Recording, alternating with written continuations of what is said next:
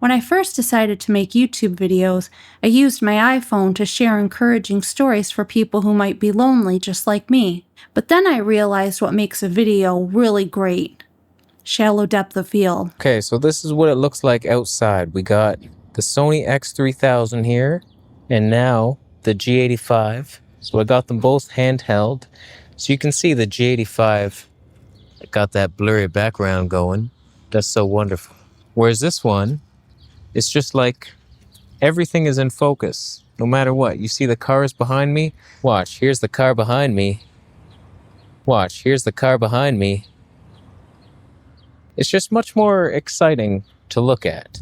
So not only did I need a blurry background, I decided to take my show on the road and do a vlog outdoors, just like Casey from Camera Conspiracies. It didn't matter that I suffer from crippling social anxiety. After doing hours of research watching reviews on YouTube, I decided I was going to buy the Lumix G95. But after filming my first vlog, there was just one problem with the footage. It looked like I was being forced to rob a bank as a hostage victim. I'm hoping you can let me know if you think this looks decent for vlogging. I also noticed a small issue with the Panasonic Autofocus. And I'm using both of their built-in microphones so you can hear the difference in the audio. They use something called depth from defocus, and it would sometimes lose focus on my face. I discovered that this was a common problem. Every time I make a video pointing out Panasonic's major and obvious flaw, that its autofocus is not only class trailing, but embarrassing to use. You wouldn't want to be caught dead. Oh, I swear I wasn't using it. You were using it. Pulse boy? Every time the little panty hobo is down there, just typing away. Manual focus is where it's at, bro. You don't even know. Autofocus is overrated.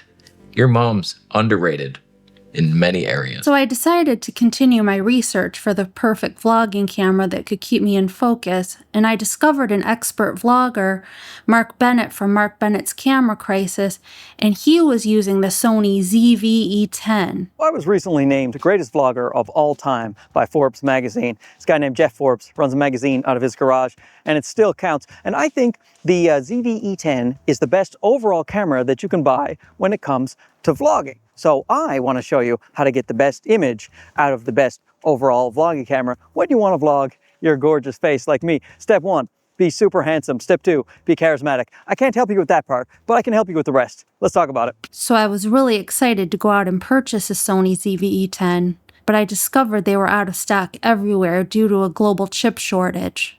I bought one off the gray market, but it wasn't the US version. Its menu was defaulted to the PAL region and I got a constant annoying pop-up, but I was still thrilled to go out and film myself. I knew this time my footage was going to look good. Hi, this is April. Welcome back to my channel. We are here at Stony Creek Metro Park taking in the fall colors. I hope you enjoy. If you hear gunfire in the background, that's just a rifle range. The only thing we really have to fear is other humans. There was a really, really loud guy at the start of the trail. Had us kind of concerned. He almost sounded inebriated. But when I got the footage back, there was still a major problem. I still looked like I was being forced to rob a bank, and I had a pained look of constipation on my face. I wasn't sure what could be causing that. So then I realized a lot of my favorite content creators had upgraded to a Sony ZV-E1, a full-frame vlogging camera. I knew that the full frame could give me an even more blurry background, and it had a new mode called Dynamic Steady Shot that gives you even more smooth footage. What's up everyone, Vu of NVU Films, and I am back with some more YouTube trash content for you. Today, it's a good day. Today I got a new camera, which is the Sony ZV-E1 right here in my hands. I'm holding it with the Samyang 18mm f2.8 prime lens. And if you don't believe that I got the Sony ZV-E1, you go ahead and see this B-roll where I show you the ZV-E1 with the FX30 while at the same time flicking you off for not trusting me. Unless you still don't trust me and think that I somehow got footage of my hand with FX30 and the Sony ZV-E1 from Storyblocks or some shit like that. then first of all, I am a trusty YouTuber who is not sponsored by Sony. I'm not affiliated with Sony. I don't get things from Sony for review. I don't get invited to camera camp and things of that nature. You could trust me for high quality, unbiased camera gear reviews. But not gonna lie, if Sony decided they want to send me stuff, I do not mind taking their stuff and making biased reviews because that's only more YouTube revenue in my pocket. I always trust Vu. Any creators that don't get invited to Sony Camera Camp are usually pretty reputable. And although Terry Warfield gets invited to Sony Camera Camp, I also trust his opinion. Having a 4K pocket rocket that can shoot 10-bit S-Log, it's got S-Cinetone built into it, the most advanced autofocus tracking system out there, all this artificial intelligence stuff built into it, crazy low light performance, crazy rolling shutter performance, great battery life. Like, it is a vlogger's dream camera, and for me it's an instant cop, and I think for a lot of people it will be an instant cop because you basically get all of Sony's newest tech, which is a whole different subject in itself, but you get all of Sony's newest tech and a sensor out of the A7 III FX3, so that type of image quality and performance with all of this new stuff in a package that only costs $2,100. So although it's not perfect, no friggin' camera is perfect. I really think Sony rolled a W with this camera, and I promise y'all, I'm not trying to hype it up just because Sony flew us out here and let us use it. It is really a bomb camera for the money. And of course, if Casey from Camera Conspiracies considers the Sony ZV-E1 one of his favorite cameras, I just knew I couldn't go wrong. Why does the Sony ZV-E1 make my top 3 cameras of all time? Because I've tested pretty much everything except the odd cinema cam that's like way out of all of our leagues. Sony ZV-E1, you come back to it time after time. I even wrote a list of why I love it. So you can't really beat the specs. When Sony designed this thing, basically the A7S III is what we're talking about here, but they shrunk it down so it's even better. It's fine. So the sensor's designed for the best 4K possible, and that's what I love about it. We do not need beyond that. And so this does the best 4K. The 4K 120, it doesn't overheat. The Canon R5 did it first, but like you couldn't use it.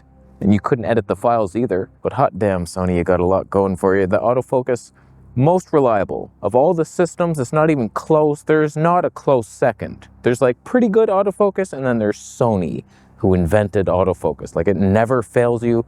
If it does, you're just left bewildered. Like, how did that happen? So I sold off the Sony ZV-E10 and the Lumix G95, and I was able to get the Sony ZV-E1. And this time, I was certain I would have amazing footage. Hi, this is April. Welcome back to my channel. Today we are here at Metro Beach on Christmas Day, hoping to get in some good photography. I decided to test out the Sony 24mm G lens f2.8, and I brought along the Sigma 100 to 400mm lens. I'm using the 100 to 400 on the Sony a7 IV, and I have the 24mm lens on the Sony ZV-E1. When I got the footage home this time, my disappointment was beyond belief.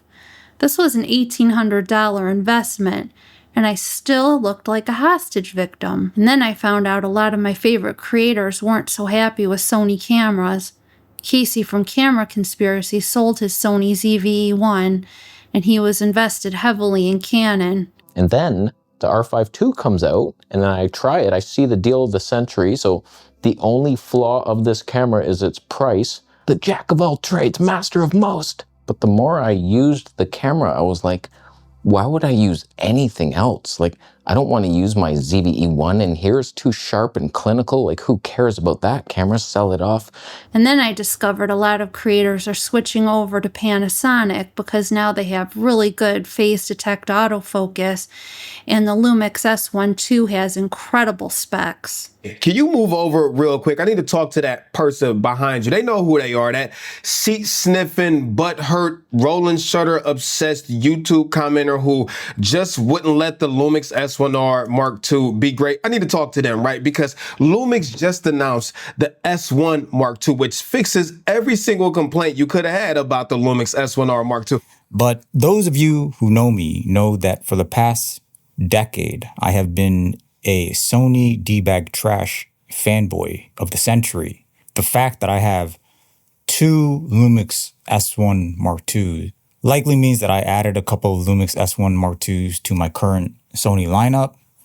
But then, of course, right in front of me here, I have another Lumix camera, the Lumix S1 Mark II-E, which is a less expensive version of the S1 Mark II, has different sensor, whatever, but still has 6K open gate up to 30 frames per second and 4K 60 frames per second in full frame in terms of the width, but it has to crop off because of sensor limitations.